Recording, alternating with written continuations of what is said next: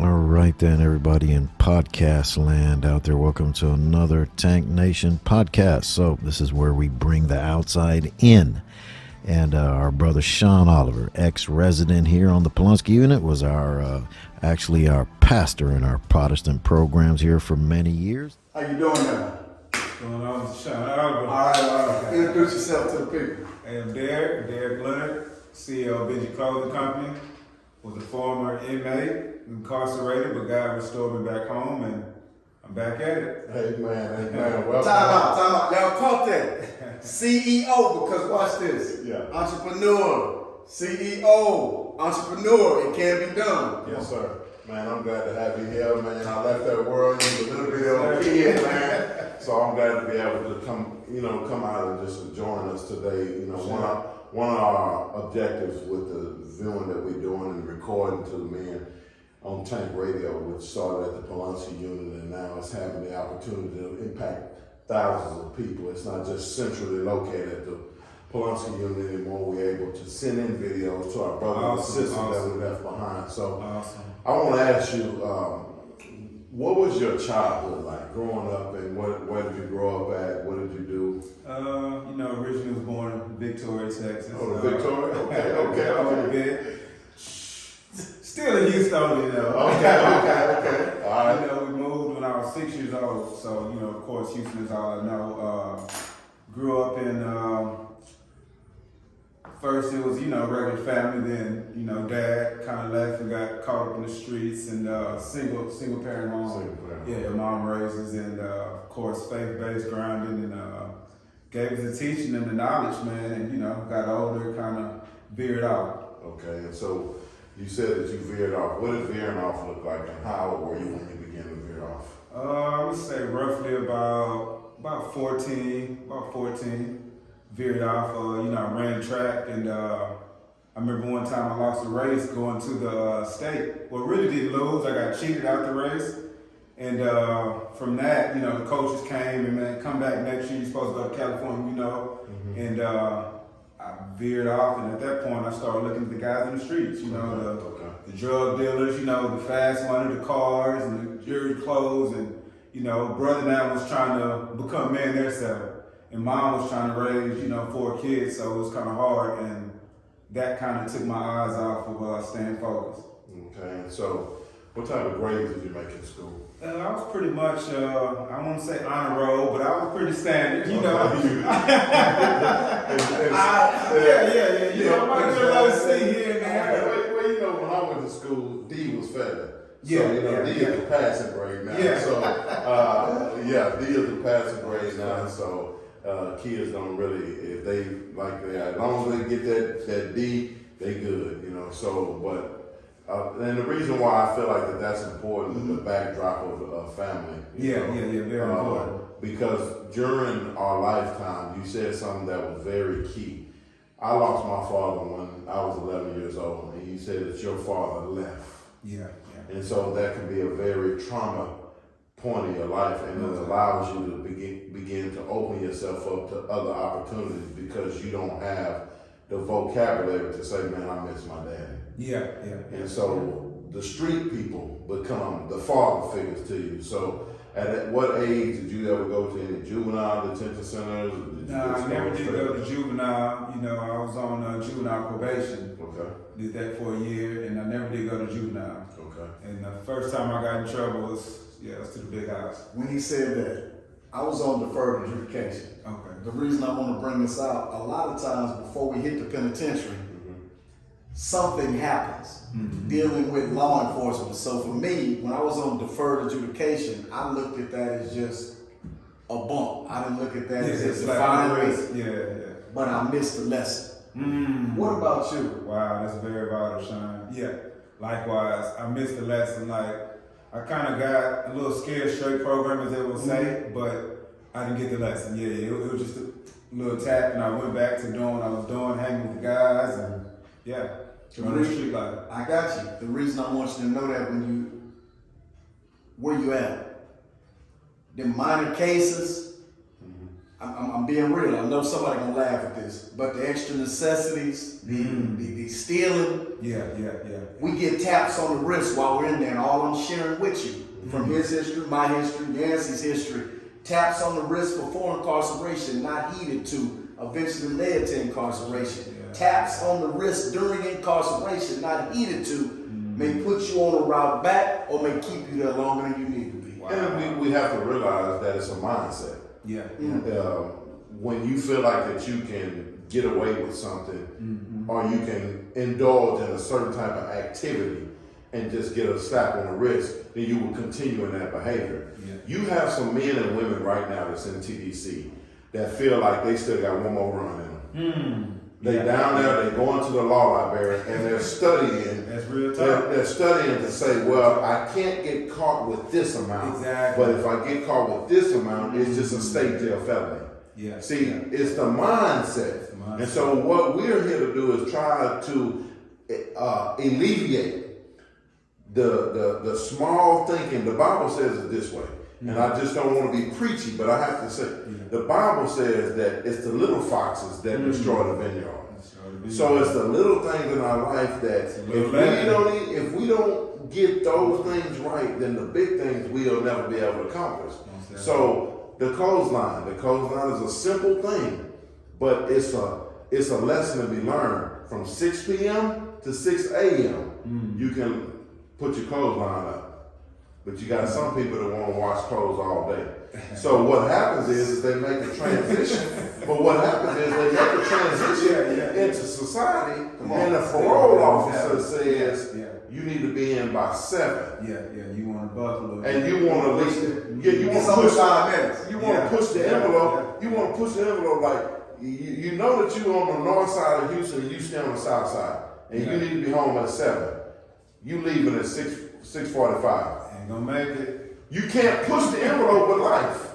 And so it's the little lessons in there. So you got the juvenile probation. You was exposed to the criminal justice system, regardless of how minor it was probation. You didn't learn nothing. I didn't learn nothing. You didn't learn nothing. And as a result of that, it created a lifestyle. So here it is. You got away with that. You went on probation. You got off probation. And now, what happened then? Like you said, led into a lifestyle, man, of chasing the money. As these both brothers just said, like, you can't mix water with oil. It's not gonna work. And I always kept a job, so again, same thing. So it was the mindset. Because again, I still had some upbringing, as the word of God says, train up a child in the way he should go. When he gets older, he should not depart from it. So even though I was straddling the fence, these teaching and these principles from the word and mom and grandma praying, I still knew the truth. Okay. You know what I mean? I still knew the truth. So God will still deal with you in your darkness. So he was dealing with me in my darkness. Yeah. And so I was still chasing this lifestyle of trying to be this self-made man without God. Okay. The self-made millionaire, quote unquote, we Yeah. want to be this kingpin. And we just being transparent and chasing it all the wrong way. But to answer your question, Albert, it led to me going deeper and deeper in sin. And my first incarceration was something that I didn't even was known for. I'm not glorifying nothing in the word that we do to indulge, all of the sin is sin, wrong is wrong. But I ended up being caught up in a robbery case. Okay. Being a driver, but like you say, sin will take you farther than you want to go, keep you longer you want to stay. Absolutely. And I indulged in something that, man, it was shocking. Man, you ain't, we were selling dope and you did, so, but it just led deeper into a spiral, you know what I mean? Yes. It led me to a darker lifestyle, and I ended up getting caught up and had a 7-year sentence. Mind y'all, this is my first time. And 7 years. I ended up doing 4 years on that 7. 4 years on 7. So it's a key thing that you said. It said you was living a lifestyle and you got with some people and began to live a different lifestyle than what you were living. Yeah. So what would you say to the men and women who we are talking to now about the association with the people that they involved with now? Before he answers that, good example. I saw this on Closed Custody. I'm being very transparent, being real. I didn't get caught up in it. That wasn't my thing. But those who watching, you know about their pill lines. I don't know if they still got their pill lines. And to make a long story short, Long pill lines. individuals with masturbation problems that were masturbating on the nurses, dudes who didn't even think like that. Wow. Come on down to the Yeah. pill line, come on down. And when he said that, Yeah. it's that easy. Yeah. And I'm saying, no, I didn't get caught up in that, but there's been other things where it's like, that's not my thing. So I just want everybody to That's key good. in on it. That's good. Even when you're doing your thing, Yeah. when you associate with this madness, it tends to Pull you. cross lines that you wasn't even planning on crossing. Yeah. Absolutely. Yeah. So what would you say about the association within the penal institution? Oh man, it's very vital that you hang around some brothers or my sisters. If you know that you hang around sisters or brothers that's heading in the same direction that you want to go. Once you reiterate the free world or society, quote unquote, would say, because you want to have that positive influence. So you want to be, whether it's child or working out, in the dorms, in your cell, hanging around people and talking to people that's heading down a lifestyle that you desire to obtain once you get out, because as we know the old saying, birds of a feather flock together, and that's so true. Like, you got to separate yourself. So you can't be afraid to walk alone. You know how we walked up in there, Sean, so you can't be afraid to walk alone, picking up your word, reading books, studying, doing things to sharpen your mind out here. Because whatever you do in there is going to show out here. So if you're in there slicking and jiving, as my brother's saying, still want to sell a little something or still want to, get contraband, all that's going, you're not breaking no chains. So all that's going to follow you out here. So all that to say, I know I'm kind of going around, but I'm just trying to touch everything, but get in there and hang with positive, like-minded people. Okay, and so you said that you've done 7 years. How many bids in the Texas Department of Criminal Justice have you served? Oh man, 3 different bids. 3 10 different years total. A total of 10 years, okay. Yeah. And so now you've done 3 bids in the Texas Department of Criminal Justice. You got out your last time when? Here we go. 2019, I've been home 4 years now. Okay, so 2019. And what are some of the challenges that you faced since you made your transition? Man, that first year was rough. I came home on a GPS monitor. And I'm like, wow. Football. Oh my God. Football, man. And it's like, my brother saying, like, I had to report to go wash clothes in my own apartment. I had to report to go to church to take my daughter. It was very challenging. And, it's really, I don't want to say a setup for you to fall, because again, we was in there for doing wrong. But now, since your 3rd time, we're going to put this leash on you a little tighter. Okay. And God's saying, okay, son, but so I'm really like, God, why am I on this? I did my time. But he said, so for me, it was personal. I need to know that you really got it. So it was a little test to tighten me up even more. But that first year was challenging. Like, I got my CDI drive trucks as well as my clothing line, and I couldn't even drive. I couldn't get a job. Like, they wanted me I'm like, man, can y'all? But favor of God, I still was able to drive, but I couldn't go nowhere. It was tough. It was tough. Okay, so do you feel like that the discipline that you acquired while you were incarcerated helped you in your transitioning when you face those hard times Most definitely. out here? Most And definitely. when I hear people talk about the monitor, I'm reminded of the yellow line. I'm reminded of how we are told that we have to stay on the right side of the yellow line. Yeah. And so I often used to tell people when I came home and had the monitor on me, of course I didn't have a GPS, I had the curfew. Yeah. But the thing is that if I can walk on the other side of a yellow line for 27 years, 5 months, and 1 day, why can't I Do it out here. walk the line with a GPS monitor and be able to enjoy my freedom? So I'm glad you was able to overcome that. You done 1 year on a GPS monitor, yeah. okay? And so you got off the GPS monitor, and what has life been like for you since then? Oh man, it's been beautiful. Not to say there haven't been no challenges, but again, go back out with all that structure made any other challenge a hurdle. I'm jumping over that. You know what I mean? Because now God has equipped me. I'm stronger now. So I'm jumping over these, minute, small little hurdles, but overall it's been grand. I'm blessed, man. Full-time dad now. Got daughter. Hey. You know, I'm driving trucks. I'm local. You know, relaunched my clothing line.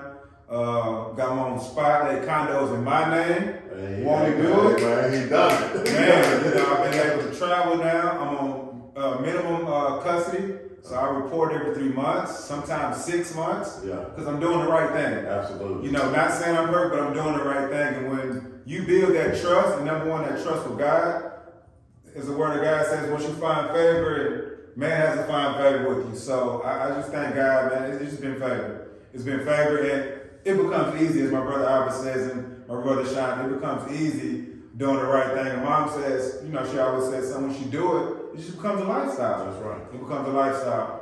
A note I want to make, formerly incarcerated.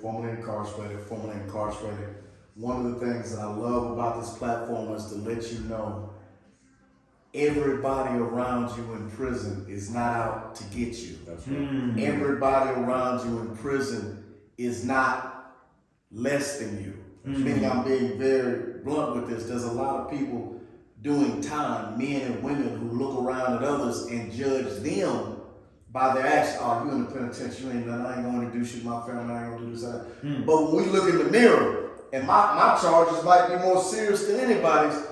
Man, I ain't that bad. Or man, I deserve a good wife. Or I'm going to make a good man. And the reason I just want to bring that out to say, yes, there's using, there's manipulating, there's game, there's all that in prison, but there's also friendships, some closer than others, and there's relationships that God can take and use beyond that place. Just a note to somebody. Look at the people around you and know that you are valuable, That's right. regardless of your circumstances, and know that those around you are valuable. Most definitely. So you've been home a little bit over 4 years now, and you've gotten your CDLs and you've gotten custody. God has allowed you to reconcile with your daughter. Amen. And so you're actually being the father to your daughter, that for those times that you were away, that you wish you could be. How does it feel to be reconciled back with your daughter? Man, it's truly a blessing, man. Truly a blessing of restoration. And, you know, as God said, He will restore the years that the locusts and the cankerworm have eaten. And just having my daughter full time, man, it's something I always thought of. Like, man, baby girl, you get the hospital, you gonna come with dad, and that's exactly how it happened. So it's really joyful, man. I can't even explain it, Albert, man, but it's beautiful. It's beautiful because these are vital years. My daughter just turned 16 now. Okay. And these are vital years. Again, remember, I strayed, and these are vital years. And you know the enemy kind of come in for our children, you know. So I just thank God that I'm in place, sound mind, I'm in tune spiritually, you know, be able to provide for her and give her these tools that she needs to get ready to grow into her adulthood. So it's truly a blessing, truly a blessing. Let me interrupt. Something you're comfortable with. Is there a situation or something as a father you had to deal with concerning your daughter that you can tell us to prepare somebody? Because I'll tell the dads, because I get to go to high schools, and a lot of these young ladies, or I go into the juvenile detention centers, and all of these young ladies want a father. But some of them mad. Some, and I'm not speaking about your daughter. Some of them have been molested, and what happens is, I know because I'm dealing with them, they want a relationship with their daddy, but when their daddy tries to have a relationship with them, they bring some stuff to their daddy that's like, and I tell them, I say, you got to look past what you experience or what you really want, because I'm saying as a man, when I'm still reaching out, and that might not be the situation, but I hope that he can drop something on a father so that you can be prepared. You know, there's some kids that's going to welcome you with open arms, and there's still going to be some other problems. But there's also some kids who are rebellious, who are angry, and they still need you. Most definitely. Well, as far as me, in my case, I just thank God that the relationship was being mended while incarcerated. So mom stepped in place and bringing her today with dads and trying to keep that relationship. And again, brothers, write your kids. Whether they write back, so that's a tool. Write. Whether you get a letter or not, we gotta always remember we're the fathers and they're the children. So if they respond, to he or she respond, your daughter, your son, it's cool, and keep praying and keep praying. Did I deal with a lot of challenges? No, because that bond was there, and before incarcerated, I was there. But it was more of Dad, don't slip up. Good stuff. So I did get the side eye here and there, you know, going through my monitor and Dad, stay strong, you know, and we have to understand. Yeah. We have to understand that we've broken our trust with the children. And so, I mean, I'm not fortunate to have any children yet, nor do I have a wife, but I see a lot of broken children, and they have a right to be mad. Because number one, they didn't ask to be here. Exactly. And we as the fathers, or we as the mothers, made a conscious decision to go out and do what we've done without the consideration of the ripple effects. Because our decision, regardless of man or woman, incarcerated, it has a ripple effects. And a lot of times we do not pay attention to the ripple effects. So the child has every right to be upset. And it's our responsibility and our duty to get our children to the place of trust. And it's trust earned overnight. Most adults, whether a man or a woman, we have trust issue as adults. So magnify that times a million when you're dealing with a child. Because why? That child's mind is a blank cassette. And what do I mean by a blank cassette? I mean that everything that is recorded on that children's mind is what's going to be played back when that child becomes an adult. So we have to develop that relationship with our sons, with our daughter, and even with our spouses. Because why? We walked out of their life. They didn't walk out of our life. That's good. And so now that these men and women coming home, we have to reestablish that. And for some, it may happen instantaneously. Why? Because the love of the father, the love of the mother was never tainted. Your mother stepped in, and she was able to keep that lifeline between the father and the child while he was incarcerated. But for the parents who are incarcerated now, who doesn't have that lifeline, there's some mothers, there's some fathers where their child right now is sitting in a hotel room because they've been turned over to CPS custody. CPS doesn't have any places for them. They can't be adopted out. They can't be put in someone else's house, so they're sleeping in hotels now. Wow. What is that child being subjected to?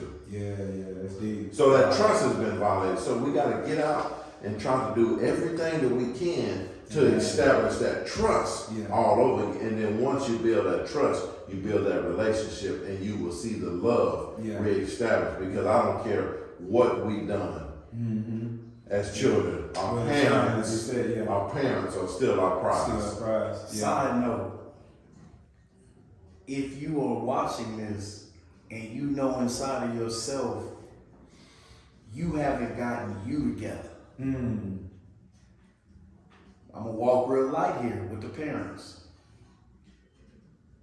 Make sure you get you to the best place you can. That's good. Because I believe that most parents, if not all, you can want the best for the child, but when there's trauma, dysfunction, and in some cases, the word that I'm looking for, habits that you're still dealing with. I'm not saying there's perfect parents. I'm saying if you know you're not ready, that might be why they're still with the grandparents.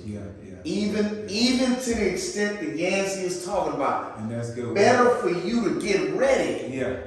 So that you can overcome any challenges that your kids are going to bring. Because there are some people back in prison because you couldn't deal with the pressure. What that means is, man, my kids want, my kids need, and you got it by any means necessary because you're looking at it like you're the provider. But in the same token, all I'm saying, you have to be in a place where you're stable enough to sustain you. It's good word. Before you stabilize your children. And when I say stabilize, I'm not trying to be wordy. I want you to have your kids. Absolutely. But the honest truth is everybody is not ready to get right out and get with their kids. And I'm going to say this on you. Be humble enough to say, I need some time. Upon your freedom. I know somebody cussing me out right now, but I know when your child does come in your life, if you prepare for them, you have the rest of life.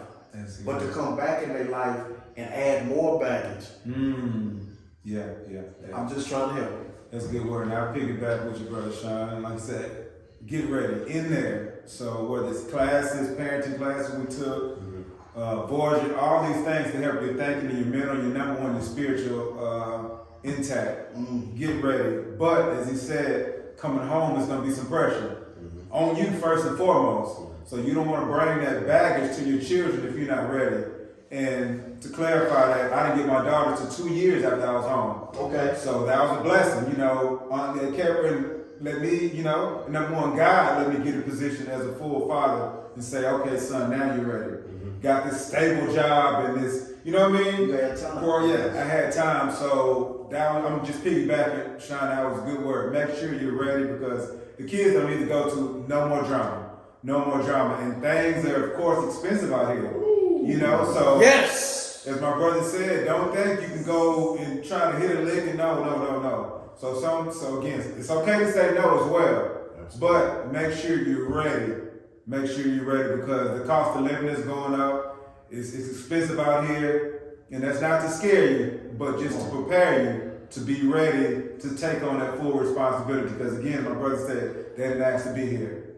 So let's do it in a timely fashion. When God says right, it's right.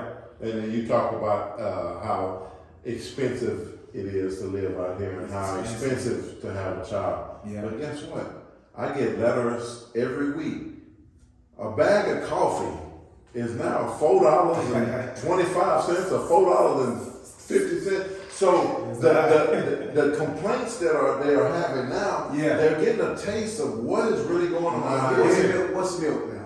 Milk Like $8. Yeah, About eggs, $8. Just giving you an example because for me, $8. not for you, but for me, when I heard milk, $8. Yeah. Milk, ridiculous. just giving it to you. Yeah. I went to a restaurant the other day to buy a salad.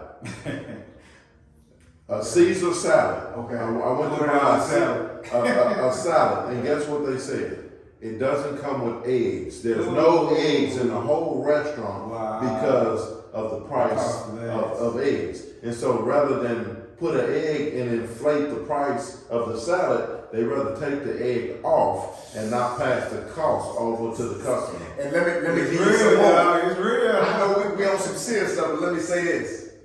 Those Roman noodles, okay, right now, like on Facebook and stuff, there are people who make money out here on social media showing people who have never been to jail or prison how to make spreads. Imagine when you can get whatever kind of cheese, whatever kind of, all I'm sharing with you is some of the skills you learning now. I'm not playing. I'm not talking about nobody in low income. I'm saying people are looking at these things and like, man, show me how to make that. And people are actually putting together books and things, how to make penitentiary spreads and making money. Absolutely. That's real. You got a restaurant out in Katy. I said, I want to go try. And that's what they're doing, bro. Making spreads. Making spreads. With the proper equipment. Yeah. So now, you know, one of the most popular podcasts that they have on the tablets and the TDC is Truck and Hustle. And being that you are in the Truck and Hustle game, you got your CDLs. Share with the Get your notepads out. Yeah, get your notepad, get your pen and paper, because big money. One of the things that I dislike about what I'm seeing on Truck and Hustle is they glorify the money that's being made. But during the pandemic, the rates was high. But we're not in pandemic no more. Exactly. And so I would like to just share some highlights from a trucker's perspective of some of the downsides of being a trucker. Well, as far as which side you want to be on, the bro side, you know, because I was driving with my brother. He has him and his wife got their own trucking business. So I'll give you a little bit of that side. And starting with them is, you know, you got to get on the load board, find the loads, you know, then now you got to make sure the load is it worth it to drive these miles and get gas prices going up. Got to make sure there's a backhaul for me to come back to not only deliver load, but do I have a load coming back? That way we can get all this money, you know what I mean? Squeeze it out this gas that we spent. 2 for 1. So as far as that side of it, like you say, what you call it, the load board and finding these loads, it can get difficult. The gas prices is up. Of course, maintenance is super high. So for me, I would prefer anybody that's thinking about going into the trucking business, get your license and probably get on with a company first. That way you got a little security blanket. That way if anything happens, it's not all on you yet. Yeah. You know what I mean? Yeah. Even as my brother Albert, he started his transportation, brother still got theirs, but there was ever being a financial situation, just in case something happens to this truck or this van, I can get the tires fixed, I can get the gas, or whatever it may be. So I would just encourage you brothers just to think about our sisters, because you got women that's driving as well and making great money. So it's great, but it's also a downside. And I was just blessed enough during the COVID, the company I drive for, we deliver plastic material, which makes the water bottle. So, you know, the world needs water. Oh my it's God. not going nowhere. So Yes. our truck stay rolling, but on the flip side, it is a downside. And you gotta be able to save for those rainy days. You're making the money, but you also gotta put back and save and put up for those rainy days. I'm not a trucker, but besides the man that sits before you, I know a few truckers who have the house, have the truck, have the cars, have a wife or a girlfriend, and family life tore up. Only reason I'm saying I'm not a trucker. Yeah. Be careful. You prayed or you waited to get in relationships with family members you had or a family you want to create. Make the money. Do what you need to do. Don't sacrifice your family. Yeah. That's right. And great word, Brother Sean. And that's the reason I stay local. Because I've been gone long enough out of my daughter's life. So true or not, I can make more money going out of state. I mean, state to state, but I stay close because, again, the money is valuable, but family is irreplaceable. So, you know, count the cost. As my brother said, count the cost. You know, it's great money, great opportunity, especially if you don't have any school and education. You know, I have my GED, or you don't have any college degrees, and it's a great trade to make six figures easily. But count the cost. Count the cost. So now we got CDL, we got father out of the way. So now you've come home and you said that you're an entrepreneur. Yeah. And so you started your own clothing line. Can you just highlight some of that? Because I know when I was at TDC, I used to have people sketching their own patterns and trying to come up with their own clothing line. So that is an opportunity as well, because the fashion is three basic things that you're always going to need. You're going to need food, shelter, and clothing, regardless of a pandemic or no pandemic. And so now you're in the clothing line, you got your own brand. Share with our audience, our brothers and sisters that we left behind, what your clothing line is. Okay, and I'm gonna start first where you just said, because it started inside the prison system. Okay. So I was one of the guys that started sketching and handing one of the best jars in the dorm some soups and wham-whams to draw these ideas. But let me rewind a little bit more onto that. I was one day in the law library, you know, reading books. I had just completed my GED, and I was reading this notable quote book. And I was going to people like, you know, greats, should I say, excuse me, like Martin Luther King, you know, JFK and Rosa Parks, you know, just reading their notable quotes. And I got like a light bulb moment. The guy says, you know, go to Benjamin Franklin page. So I go to Benjamin Franklin page, start reading his quotes. I said, wow. I said, no wonder this guy's face is on this big face that we chase that the world needs. Yeah. And immediately I got a vision, like literally a light bulb moment. I said, this is a clothing line. Okay. And I said, wow. So I took the book, checked it out, went back to the dorm, started reading and doing my research on this guy, you know, because again, even though Benjamin Franklin's a great guy, but I have to make sure his standards and principles line up with mine. Okay. You know what I mean? So it's about the money, but you also don't want to degrade your character or anything, or your beliefs, just to try to do something that's lined. Yeah. So if it ain't lined up, so to make a long story short, this man was a God-fearing man. You know, so I read all his autobiographies. Wanted to abolish slavery. Well, he did abolish slavery. He signed the 4th of July, 4th of July, Independence Day. The reason that we are independent. So all that to say, I gravitate to all of that. Then I started making my sketches. Okay. Started making my sketches, and I came home. This was my second time incarcerated. I got incarcerated in 06. This was drug charge. Got incarcerated in 06. Came home in 08. and kind of laid it to the side. Then, you know, I'm working, and God said, hey, I gave you a line to finish, you know, and I said, okay. Mind you, I always was, you know, not too my own horn, but had a way with fashion. You know, Dad was always clean. Absolutely. You know, so it was in the bloodline, but I never thought that I would have a clothing line, and I stepped out in faith, man. So all I knew was about fashion, but as far as the industry, I didn't know anything. I just stepped out in faith, and I had a friend that was a graphic designer, reached out to him, you know, got my DBA, which is doing business as, you know, I went down to the courthouse. It's only $16, you guys, if y'all thinking about, you know, DBA, and then I started Soap Fire. Recently now got my LLC, but really just learning the homework of the business and, you know, and totally investing in myself. Can I, if I caught you right, he went and got his DBA. Then he started as a sole proprietorship. Yes, correct. I started, and I'm still a sole proprietorship, because if you don't have too many employees, or you're the only employee, that's the route to go. You have to spend some money, but by the time you get to the LLC, and you're going to have to spend a lot more money. So just a little sidebar. What he said, a sole proprietorship, file your paperwork, get with the county. Correct. That's obtainable. Work towards the LLC, but it's still yours. Yeah, and like I said, I did all that, so now I'm under my LLC, and things are going well. And I just want to share a nugget with you guys that make sure that it's not only a good idea, but a God idea. Because getting in business, everybody want to be a boss, we all want to be a boss, but it's not for everybody.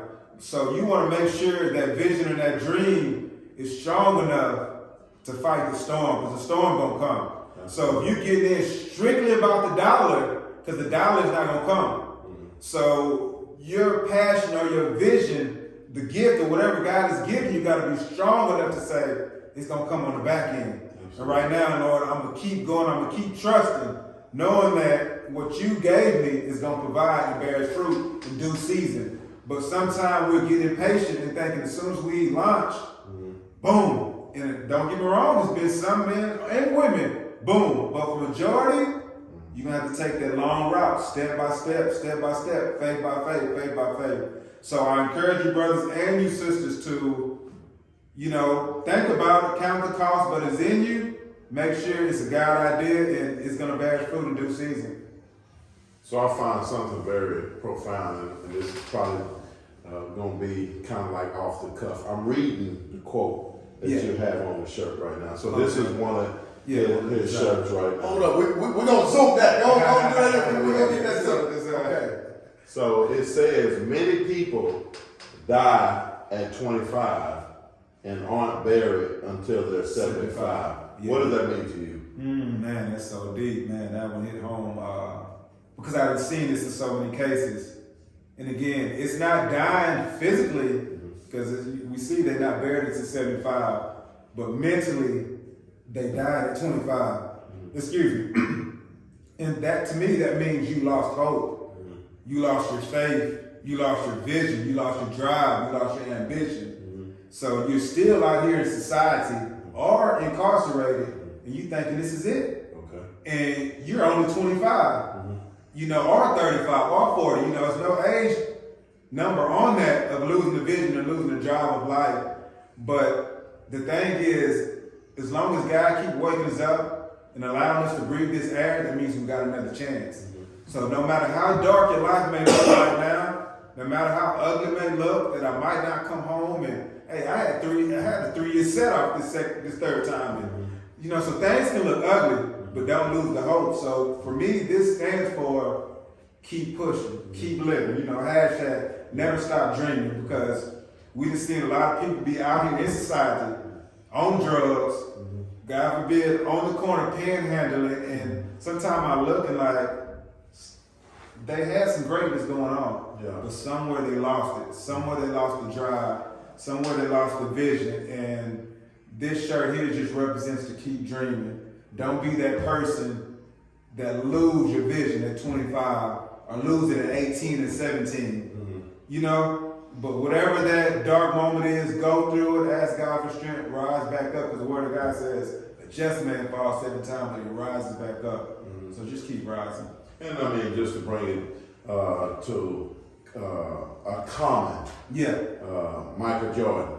Many people know that he was cut from his basketball Very team. word. Michael Jordan had over 900 shots Yeah. that he missed, Yeah. game-winning shots. Yeah. He went to the championship 9 times. Yeah. But how many rings did he win? He won 6. 6. He won 6 rings. Yeah.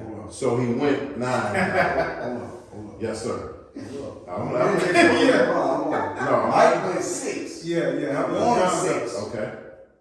And how many times did he go to the playoffs?